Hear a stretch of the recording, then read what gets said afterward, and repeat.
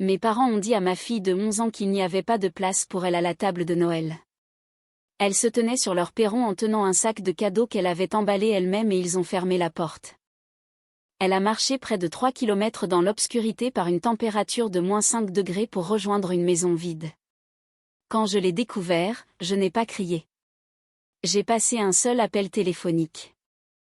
5 heures plus tard, mes parents recevaient une lettre recommandée avec accusé de réception et leur visage s'est décomposé. Je m'appelle Audrey Lefebvre. J'ai 36 ans et ma fille Clara en a 11. Laissez-moi vous ramener à la semaine précédant Noël, la semaine où tout dans ma famille s'est brisé discrètement mais définitivement. Ce mois de décembre, Clara et moi vivions dans un petit 2 pièces près de la place Bellecour à Lyon. Elle avait la chambre, je dormais sur le canapé. Le radiateur faisait un cliquetis toutes les 40 minutes comme un métronome dont personne ne voulait et le robinet de la cuisine avait une fuite que j'avais appris à ignorer pour dormir. Ce n'était pas grand-chose mais c'était à nous, temporairement du moins. J'étais en plein divorce. Mon ex-mari Ryan avait demandé la garde exclusive 3 mois plus tôt et mon avocat avait été très clair. Le juge examinerait la stabilité, un logement fixe, des revenus stables, un environnement serein. Toute perturbation, tout signe que la vie de Clara était chaotique et l'avocat de Ryan s'en servirait. Alors je faisais profil bas. Je travaillais de nuit aux urgences de l'hôpital Édouard Herriot, je prenais toutes les gardes supplémentaires et je m'assurais que chaque facture soit payée le premier du mois. Je n'avais pas le droit à l'erreur. Mes parents savaient tout cela. Ils connaissaient l'audience pour la garde prévue le 3 janvier. Et ils s'en servaient comme d'une laisse sur un chien qui essaie de s'échapper. Mais j'y reviendrai. Cette semaine-là, Clara était à la table de la cuisine tous les soirs après ses devoirs, découpant du papier coloré, pliant des cartes, écrivant des noms de son écriture ronde et appliquée. Elle en a fait une pour ma mère, une pour mon père, une pour mon frère Kevin, une pour sa femme Tiffany et 2 pour leurs enfants. Elle a emballé de petits cadeaux dans du papier journal parce que le papier cadeau coûtait trop cher et que j'avais dit qu'on verrait la prochaine fois. Elle ne s'est pas plainte. Elle a juste utilisé la section des bandes dessinées à la place. Sur l'une des cartes, celle pour ma mère, elle avait écrit qu'elle avait hâte de voir tout le monde et elle avait signé avec un petit soleil dessiné à la main. Elle faisait toujours cela. Elle disait que c'était pour que les gens se sentent au chaud en lisant. Il y avait une photographie encadrée dans le salon de mes parents depuis aussi longtemps que je m'en souvienne. Mon arrière-grand-mère Marcelle se tenant devant cette maison le jour où elle l'avait achetée en 1987. Au dos, de son écriture, elle avait écrit pour ma famille, pour eux tous. Je me souviens avoir eu environ 12 ans, rendant visite à Marcelle dans cette maison, et elle avait posé sa main sur mon épaule en me disant que cette maison était la sienne et que je devais m'en souvenir. Je n'avais pas compris pourquoi elle disait cela comme si elle plantait un drapeau. Je comprendrai plus tard. Ma mère, Janine Lefebvre, avait 60 ans et n'avait jamais rencontré une pièce qu'elle ne pouvait pas contrôler. À la paroisse, c'était elle qui organisait les repas de charité, se souvenait de l'anniversaire de tout le monde, apportait des plats préparés à chaque enterrement. Les voisins l'appelaient une sainte. Elle aimait cela, elle collectionnait ce mot comme d'autres collectionnent la porcelaine, avec soin et bien en vue. À la maison, Janine décidait qui était invité à dîner et qui ne l'était pas, qui s'asseyait où, qui parlait et quand. Mon père, Gérard, 62 ans, retraité de la logistique, restait assis dans son fauteuil et approuvait tout ce qu'elle disait. Son silence n'était pas neutre. C'était un vote. Mon frère Kevin avait 29 ans et n'avait jamais payé de loyer de sa vie.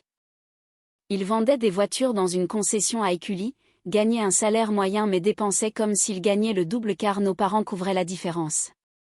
Lui et sa femme Tiffany vivaient à l'étage de la maison. La maison de Marcel, gratuitement. Kevin conduisait un SUV que ma mère lui avait acheté avec de l'argent qu'elle appelait ses économies. Personne ne demandait d'où venaient ces économies.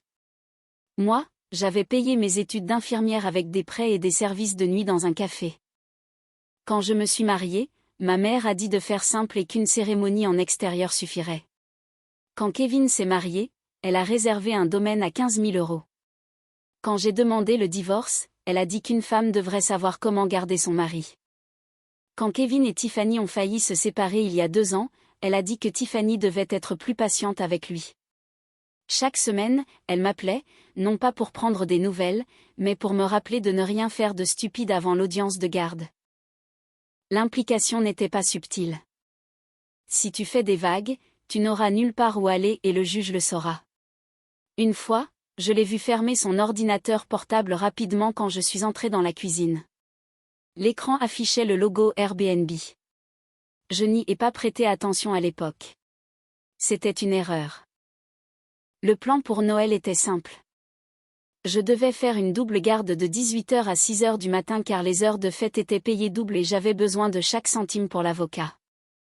Mes parents devaient chercher Clara à 16h, l'emmener à la maison pour le dîner de Noël et je la récupérerais le lendemain matin. Bien sûr, ma mère avait dit au téléphone de l'amener et qu'il passerait un moment merveilleux. La voix de mon père en arrière-plan confirmait simplement de l'amener. Clara a passé le réveillon de Noël à préparer sa tenue, un pull vert qu'elle avait trouvé chez Emmaüs, celui qui selon elle la faisait ressembler à Noël.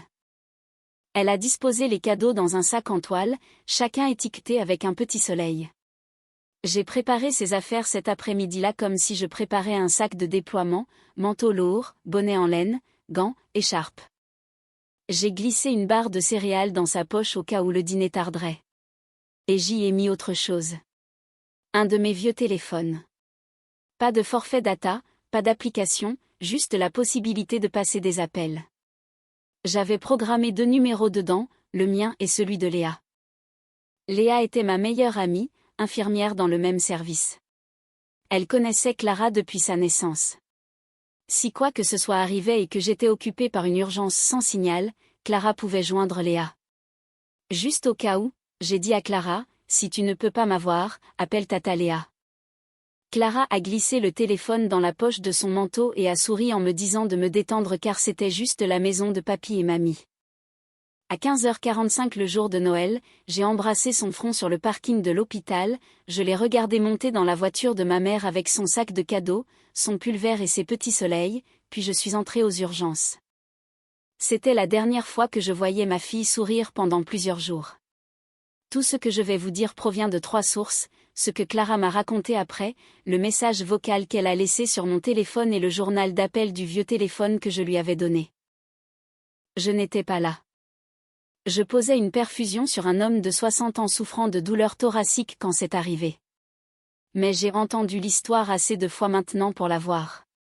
Chaque détail, comme si j'étais moi-même sur ce perron. 17h15. La voiture de ma mère s'est garée devant la maison. Les fenêtres brillaient, il y avait des guirlandes sur la balustrade.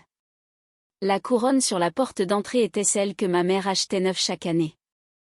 À l'intérieur, on entendait des rires, l'album de Noël qui passait toujours et l'odeur du chapon rôti et de la farce au marron s'échappait par les joints de la porte. Clara a monté les marches avec son sac. Ma mère l'a laissé entrer. Clara se tenait dans le couloir, entendant les voix venant de la salle à manger. Kevin, Tiffany, les enfants, Gérard.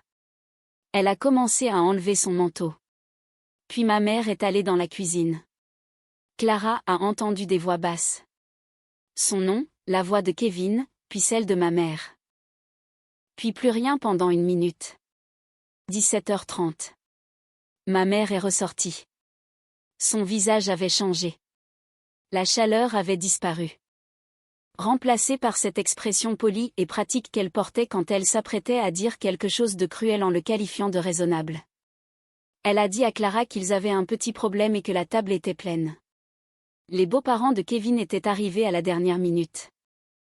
Il n'y avait tout simplement plus de place. Elle a dit qu'elle devait probablement rentrer chez elle et que sa maman serait de retour le matin. Clara a regardé le sac dans ses mains et a dit qu'elle avait apporté des cadeaux pour tout le monde. Ma mère a jeté un coup d'œil au sac comme on regarde un prospectus que quelqu'un vous tend dans la rue. Elle a dit que c'était gentil et de les laisser sur le perron pour qu'ils les ouvrent plus tard. Derrière ma mère, mon père se tenait dans le couloir. Il n'a rien dit. Kevin a regardé par-dessus son épaule depuis la salle à manger, puis s'est détourné. Et voici ce que Clara m'a dit plus tard d'une voix si calme que cela m'a brisé plus que si elle avait pleuré. Elle a regardé au-delà de ma mère dans la salle à manger et a compté 12 chaises autour de cette table. L'une d'entre elles était vide. La porte s'est refermée. La couronne a tremblé une fois puis s'est immobilisée. La musique de Noël continuait de jouer à l'intérieur. Ma fille se tenait seule sur ce perron avec un sac de cadeaux dont personne ne voulait. Et elle n'a pas pleuré. Elle s'est juste retournée et a commencé à marcher. Il faisait -5 degrés. Je le sais parce que j'ai vérifié les relevés météo après. 25 décembre, Lyon, 18h, vent glacial et quelques flocons. Le genre de froid qui trouve les interstices de votre manteau et n'en sort plus. Clara a marché 3 kilomètres depuis la maison de mes parents jusqu'à notre appartement. J'ai tracé l'itinéraire plus tard sur mon téléphone, fixant la petite ligne bleue comme si elle pouvait expliquer quelque chose. 3 kilomètres devant des maisons avec des couronnes et des bougies aux fenêtres. Devant des salons où des familles étaient assises ensemble, le long de boulevards où les lampadaires sont trop espacés et où le trottoir disparaît parfois. Elle a porté son sac tout le long, chaque cadeau. Elle ne les a pas laissés sur le perron comme ma mère lui avait dit. Elle les a ramenés à la maison. L'emballage en papier journal était humide à cause de la neige quand elle est entrée. L'appartement était sombre. J'avais baissé le chauffage avant de partir. Inutile de chauffer un endroit vide, avais-je pensé, puisque Clara devait être chez mes parents toute la soirée. Elle a déverrouillé la porte, allumé une seule lampe et s'est assise sur le bord de son lit avec son manteau. Elle a essayé de m'appeler à 17h43. Pas de réponse. J'étais en salle de déchocage. Elle a rappelé à 17h45. Messagerie. À 17h47, elle a appelé Léa. Léa a décroché à la deuxième sonnerie. Elle m'a dit plus tard que lorsqu'elle a entendu la voix de Clara, calme et précise, elle a attrapé ses clés avant même que la phrase ne soit finie. À 17h52, Clara m'a laissé un message vocal. 23 secondes. Je l'ai écouté plus de fois que je ne voudrais l'admettre. Elle disait, « Maman, mamie a dit qu'il n'y avait plus de place. Je suis rentrée à pied. Je vais bien. Je suis juste dans l'appartement. Joyeux Noël maman. » Léa est arrivée sur notre parking à 18h02. Elle a pris une photo en entrant. Je l'ai. Horodatée à 18h02. Clara assise sur le lit, portant toujours son manteau, le sac de cadeaux au sol à côté d'elle, une lampe allumée, le reste de l'appartement dans le noir. Léa a enveloppé Clara dans une couverture, a monté le chauffage et l'a emmenée chez elle pour la nuit. À 18h30, Clara mangeait des lasagnes à la table de Léa avec le chat sur les genoux. Elle était en sécurité mais je ne savais rien de tout cela encore. J'étais toujours aux urgences, vérifiant les constantes, notant des observations, supposant que ma fille était assise à la table de mes parents, ouvrant des cadeaux près d'un sapin dans une maison chaude pleine de gens qui l'aimaient. J'ai vérifié mon téléphone à 22h32 pendant ma pause de 15 minutes. 3 appels manqués de Léa, un message vocal de Clara. 0 appel, 0 SMS de ma mère, 0 de mon père, 0 de Kevin. J'ai écouté le message vocal d'abord, 23 secondes. Je me tenais dans la salle de pause avec le dos contre un casier en métal froid et j'écoutais ma fille de 11 ans me souhaiter joyeux Noël depuis un appartement où elle n'aurait jamais dû se trouver cette nuit-là. Sa voix était stable, un peu ténue, elle ne pleurait pas, ce qui était pire que des pleurs car cela signifiait qu'elle avait déjà décidé que c'était quelque chose qu'elle devait gérer seule. Je l'ai réécouté, puis encore une fois parce qu'une partie de moi attendait que cela cesse d'être réel. Puis j'ai appelé Léa. Elle a répondu immédiatement. Elle m'a dit qu'elle allait bien, qu'elle dormait et qu'elle était chez elle. Et puis doucement elle a ajouté qu'elle avait marché seule dans le noir le soir de Noël. Léa m'avait déjà envoyé la photo par SMS. Je l'ai ouverte. Ma fille encore dans son manteau, assise sur le lit, une seule lampe allumée, ce sac de cadeaux au sol. 25 décembre, 18h02. J'ai regardé cette image pendant longtemps. J'ai regardé la façon dont la lumière ne touchait qu'une moitié de son visage et comment le reste de l'appartement derrière elle n'était que néant. Meubles sombres, pas de sapin, pas de musique, personne. J'ai dit merci Léa et que j'allais finir ma garde. Elle a marqué une pause. J'ai répété que j'allais finir ma garde. Et je l'ai fait. Je suis retournée dans le service. J'ai noté les médicaments et changé des pansements et parlé aux patients de cette voix calme et égale qu'on vous apprend à utiliser quand tout s'effondre et que vous êtes la seule personne dans la pièce qui ne peut pas se permettre de le montrer. Je n'ai pas appelé ma mère. Je n'ai pas appelé mon père. Je n'ai pas appelé Kevin. Il n'y avait plus rien à discuter. À partir de ce moment-là, il n'y avait plus que de la paperasse. Quand ma garde s'est terminée à 6 heures du matin, je suis restée assise dans ma voiture dans le garage de l'hôpital pendant environ 4 minutes, moteur tournant, chauffage à fond, téléphone à la main. J'ai fait défiler mes contacts et je me suis arrêtée sur un nom, Marcel Lefebvre. Je n'ai pas encore appelé, pas à 6 heures du matin, mais je le ferai. Et quand je le ferai, les choses commenceraient à bouger dans une direction que mes parents n'avaient jamais imaginée, car ils avaient passé 18 ans dans une maison qu'ils pensaient être la leur sans jamais avoir pris la peine de lire les documents qui disaient le contraire. Ma mère m'a appelé à 8h14 le lendemain matin, le 26 décembre. Je connais l'heure exacte parce que j'enregistrais. Je savais que j'avais appuyé sur enregistrer avant de décrocher. J'avais appris cela en travaillant aux admissions des urgences. Quand les choses s'apprêtent à mal tourner, on documente d'abord et on ressent plus tard. Audrey, sa voix était légère, presque joyeuse. Elle a dit qu'elle avait entendu que Clara était rentrée hier soir et qu'elle ne savait pas trop ce qui s'était passé. Elle a dit qu'elle lui avait dit d'attendre 10 minutes le temps de réorganiser les choses mais qu'elle était partie. Elle a ajouté que les enfants étaient parfois si dramatiques. J'ai laissé le silence durer 3 secondes complètes. Puis j'ai dit maman, Clara m'a appelé à 17h52. Elle a dit que tu lui avais dit qu'il n'y avait plus de place. Elle est rentrée à pied. J'ai entendu le changement de ton, le recalibrage, les engrenages tournant derrière cette voix polie. Elle a dit que c'était chaotique et que la belle-mère de Kevin était arrivée à la dernière minute. Elle a demandé ce qu'elle était censée faire, si elle devait mettre dehors une invitée âgée pour une enfant. J'ai demandé si elle avait mis dehors une enfant de 11 ans. Silence de 4 secondes cette fois. Puis elle est passée à l'offensive en me disant de ne pas commencer avec elle, qu'elle m'avait soutenue dans mon désordre, qu'elle m'avait logée, qu'elle avait gardé mon enfant et que c'était ainsi qu'on la remerciait. Elle a dit que j'étais comme le côté de mon père, des ingrats. Sa voix montait, pas forte mais tranchante. Et elle a ajouté que si j'en faisais une affaire, je ne devais pas m'attendre à ce qu'ils viennent à mon audience de garde, ni à avoir un toit, ni à quoi que ce soit. 7 minutes et 23 secondes. J'ai tout enregistré, y compris la dernière chose qu'elle a dite avant de raccrocher, ce qu'elle pensait probablement être une menace mais que j'ai classé comme preuve. Elle a dit que si je faisais quoi que ce soit de stupide, elle s'assurerait que le juge sache exactement quel genre de mère j'étais.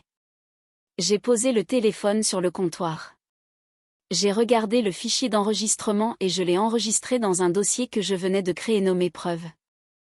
Kevin a commencé à envoyer des SMS à 8h45, pas un appel car cela aurait nécessité d'entendre ma voix.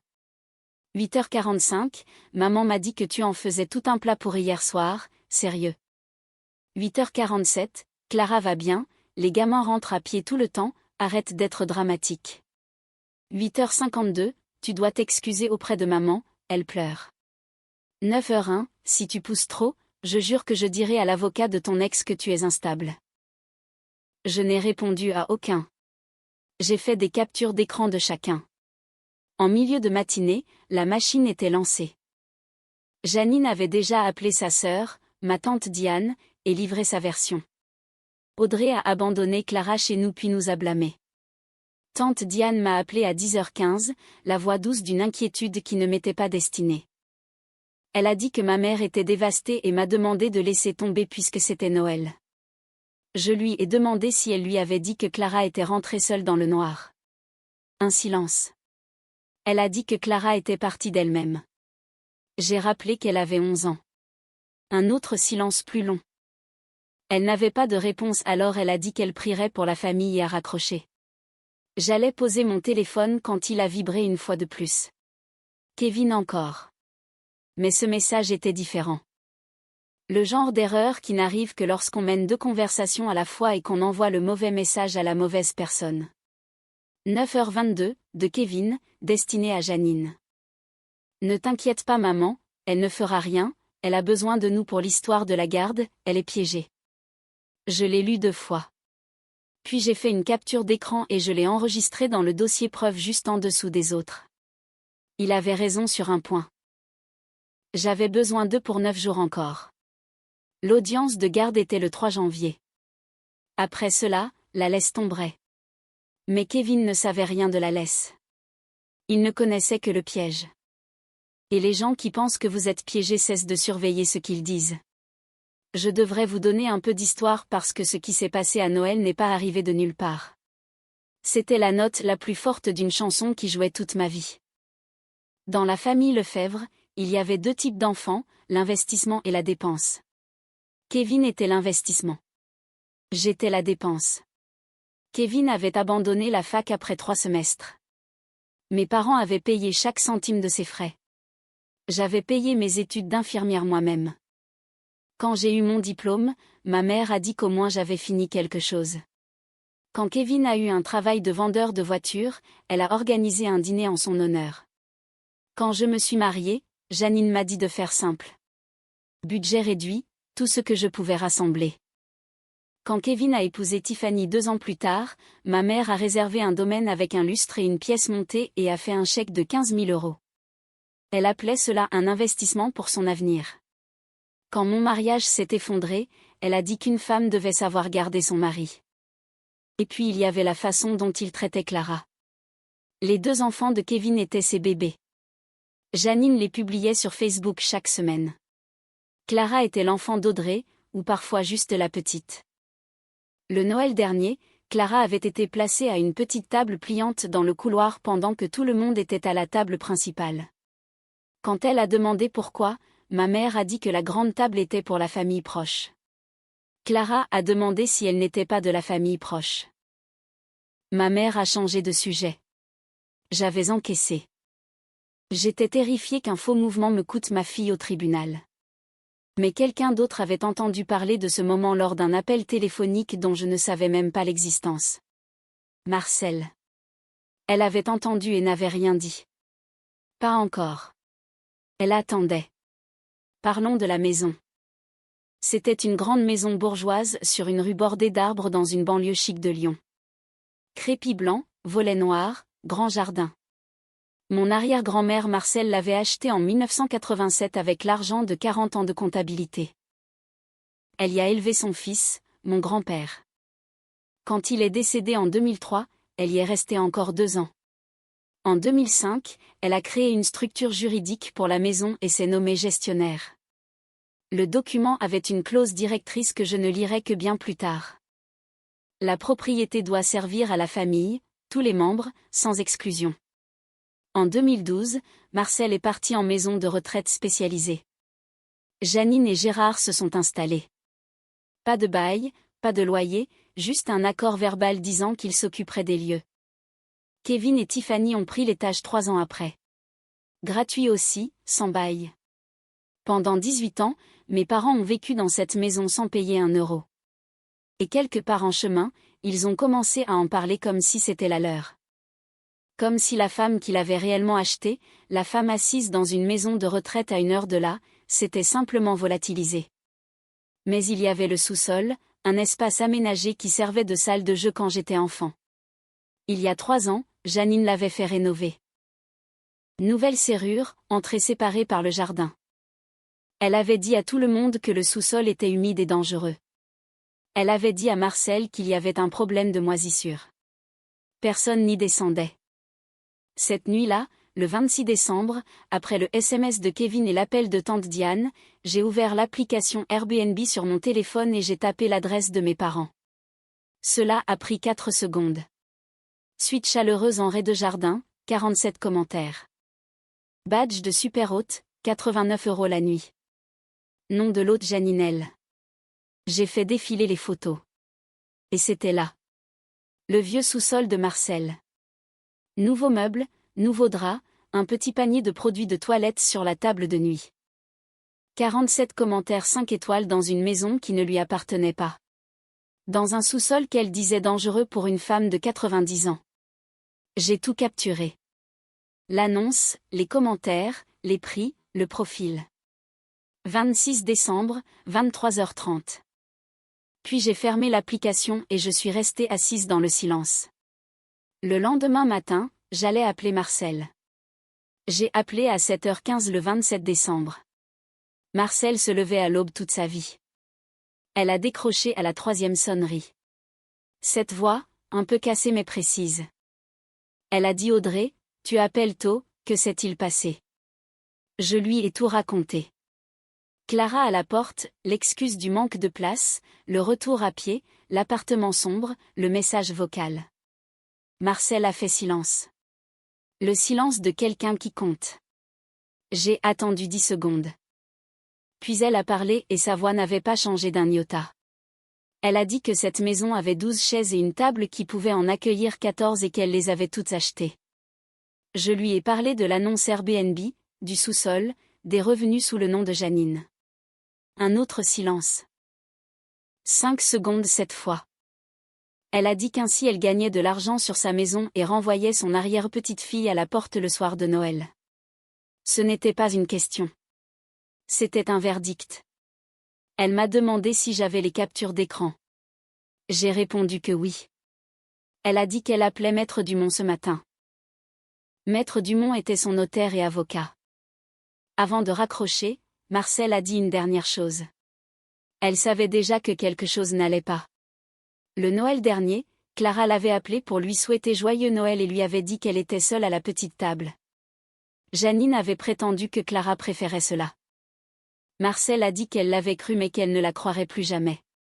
Ce matin-là, pendant que ma mère publiait des photos des restes de Noël sur Facebook avec la légende Moment béni en famille, une femme à l'autre bout du département était au téléphone avec son avocat. Et le compte à rebours avait commencé. Maître Dumont m'a appelé à 14h15 cet après-midi-là. Sa voix était mesurée, le genre de ton qui ne gaspille pas de mots. Il m'a expliqué que la maison était détenue par la structure créée par Marcel. Janine et Gérard n'avaient aucun bail, aucun titre, aucune propriété. Ils étaient ce que la loi appelle des occupants précaires, des gens autorisés à rester selon le bon vouloir du propriétaire, et ce bon vouloir pouvait être révoqué avec un préavis de 30 jours. Il a dit que Marcel lui avait donné 2 instructions. Premièrement, préparer un avis de quitter les lieux sous 30 jours adressé à Janine et Gérard. Deuxièmement, rédiger une modification des bénéficiaires de la structure, retirant Janine et Gérard et me nommant comme seul bénéficiaire avec Clara en second rang. J'ai demandé quand. Il a répondu que l'avis partirait par recommandé le lendemain, le 28 décembre. Il a ajouté qu'il y avait une affaire secondaire. Si Janine avait généré des revenus locatifs à partir de la propriété sans le consentement de la propriétaire, cela pouvait constituer un détournement. Il m'a demandé de lui envoyer tout ce que j'avais. J'ai envoyé le dossier cette nuit-là. Le 28 décembre, j'ai conduit jusqu'à la maison de retraite avec Clara sur le siège arrière. Clara ne demandait pas où nous allions. Je lui avais dit que nous rendions visite à Marcel et son visage s'était éclairé. Marcel était dans le salon commun. Elle portait un gilet bleu boutonné jusqu'en haut. Maître Dumont se tenait à côté d'elle avec un dossier en cuir ouvert. Il y avait aussi une secrétaire et 2 membres du personnel comme témoins. Clara a couru vers elle. Marcel a ouvert ses bras et l'a appelé son petit soleil. Elle l'a tenu longuement. Puis elle a demandé si elle avait passé un bon Noël. Clara a hésité, m'a regardé. Marcel a dit que c'était d'accord et que le prochain serait différent, elle le promettait. Puis elle s'est tournée vers Maître Dumont. Il a lu le résumé de l'acte. Janine et Gérard Lefebvre retirés. Audrey Lefebvre nommée seule bénéficiaire. La maison, les actifs, tout ce que Marcel avait construit en 40 ans d'économie était redirigé. Marcel a signé d'une main qui tremblait légèrement mais sans hésiter. Puis elle a signé l'avis de 30 jours. Elle a ensuite demandé une feuille de papier ordinaire. Elle a écrit de sa main: « Janine, je t'ai donné ma maison pour que ma famille ait toujours un endroit où aller. Tu as renvoyé une enfant le soir de Noël. Ce n'est pas à cela que sert ma maison. » Elle a plié le papier et l'a glissé dans l'enveloppe avec l'avis. Avant que nous partions, Marcel a pris ma main et a dit qu'elle avait 90 ans, qu'elle avait enterré un mari et un fils, mais qu'elle n'était pas trop vieille pour protéger ce qui lui appartenait, et que Clara lui appartenait. À 16h, l'enveloppe était à la poste, en recommandé avec accusé de réception, direction Lyon. Cette nuit-là, j'ai organisé mon dossier preuve de manière chronologique. Le message vocal, la photo de Léa, l'enregistrement de Janine, les SMS de Kevin, l'annonce Airbnb avec ses 47 commentaires. J'ai lu les commentaires un par un. L'un d'eux disait que Janine leur avait même montré les photos de famille dans le salon et qu'elle était une hôte chaleureuse. Elle avait invité des étrangers dans la maison de Marcel, leur avait montré nos photos, tout en gagnant de l'argent indûment dans une maison qu'elle venait de fermer à sa propre petite-fille. J'ai tout envoyé au notaire. Il a répondu qu'il inclurait cela dans une mise en demeure supplémentaire. La première lettre disait de partir. La seconde dirait combien il devait. Le 3 janvier, jour de l'audience de garde. Tribunal judiciaire de Lyon. Je portais une veste bleu marine, mon avocat à mes côtés. Ryan était là avec son avocat, l'air sûr de lui. L'audience a duré 40 minutes. Mon avocat a présenté mon dossier, emploi stable, contrat de location actuel, référence de l'école de Clara. Et une lettre de maître Dumont confirmant que j'allais emménager dans une propriété familiale prochainement en tant que bénéficiaire de la structure de Marcel. Logement stable, revenu stable, vie stable. L'avocat de Ryan a essayé d'argumenter sur l'instabilité mais il n'avait rien de concret. La menace de ma mère de me traiter de mère indigne ne s'est jamais matérialisée. Janine n'est pas venue. Elle n'a soumis aucune déclaration. Je ne sais pas si elle a choisi de ne pas le faire ou si elle était trop occupée par l'enveloppe recommandée qui venait d'arriver à sa porte à 13h23. Le juge a rendu son verdict à 10h40, garde totale pour moi. Ryan aurait des droits de visite. Je suis sortie du tribunal avec 2 papiers. L'un disait que ma fille était à moi. L'autre disait que mon silence était terminé. À 13h47, mon téléphone a sonné. Janine. J'ai laissé sonner 3 fois puis j'ai répondu. Sa voix était haute, tremblante. Elle a demandé ce que c'était, ce que j'avais fait, en disant que la lettre disait qu'ils devaient partir dans 30 jours. Elle criait que c'était leur maison.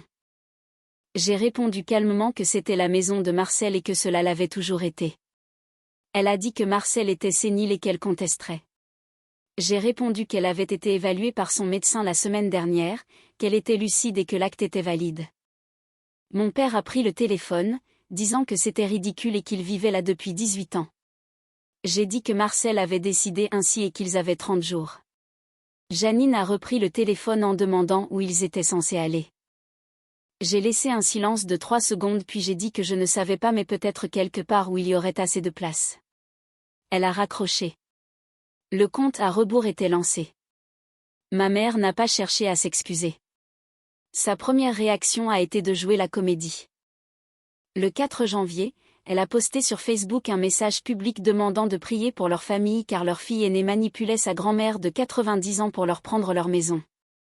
67 réactions, des commentaires de gens disant que c'était horrible. Kevin a ajouté en commentaire que j'essayais de voler leur héritage. Janine a même appelé le prêtre de la paroisse. Il m'a appelé le soir même.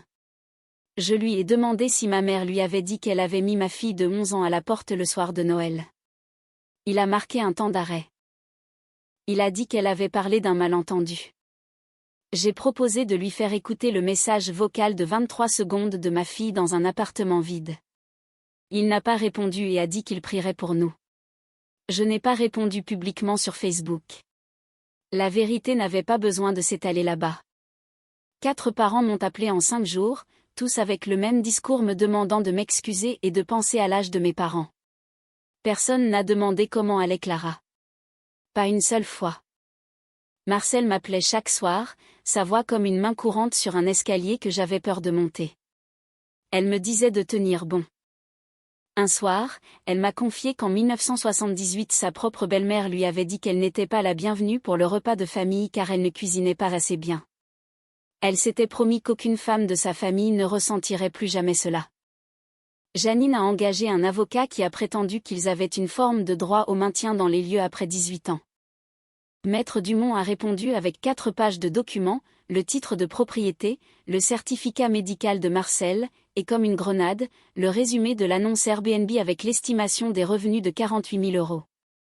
Le notaire a précisé que s'il contestait, nous demanderions le remboursement intégral de ces sommes pour détournement de revenus. L'avocat de Janine lui a conseillé de ne pas contester. Elle l'a licencié. Kevin m'a appelé à la mi-janvier, sa voix n'avait plus d'assurance. Il a dit qu'il ne savait pas pour l'argent d'Airbnb et qu'il ne pouvait pas se retrouver à la rue avec ses enfants. Je lui ai rappelé qu'il vivait gratuitement depuis 5 ans et qu'il m'avait menacé. Il a dit que j'étais folle. À la fin du mois de janvier, Janine s'est rendue à la maison de retraite. Elle portait son manteau beige et ses perles. On lui a refusé l'entrée. Marcel avait mis à jour sa liste de visiteurs. Janine a fait une scène dans le hall, pleurant et criant que je l'avais empoisonnée. Elle a appelé Marcel qui a décroché pour lui dire qu'il n'y avait pas de malentendu, qu'elle avait renvoyé une enfant et loué son sous-sol en secret. Elle a raccroché.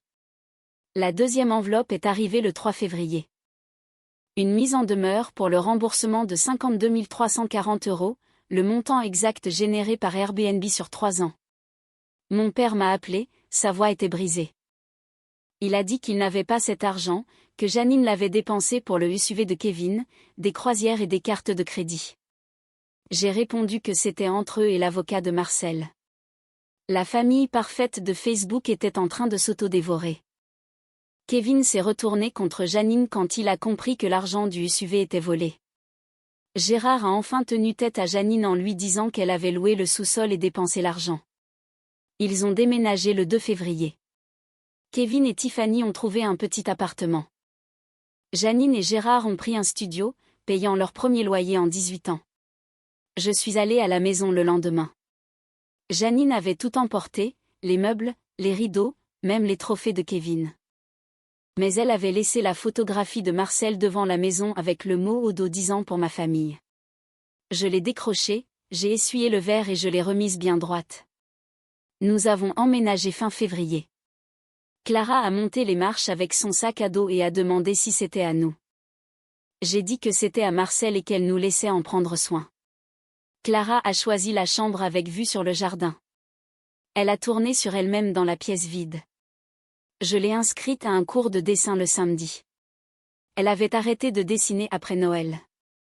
Le premier samedi, elle est revenue avec un grand dessin.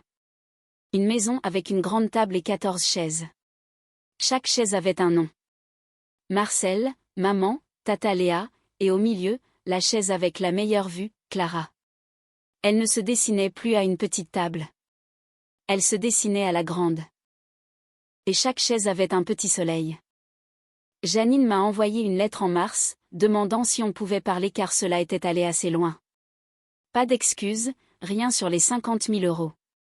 Juste 8 mots. J'ai mis la lettre dans le dossier preuve. Je n'ai pas répondu. Les frontières étaient posées.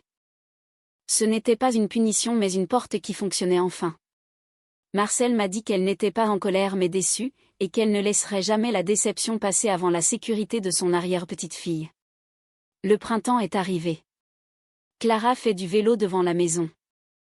La table est grande et il y a de la place pour tout le monde, surtout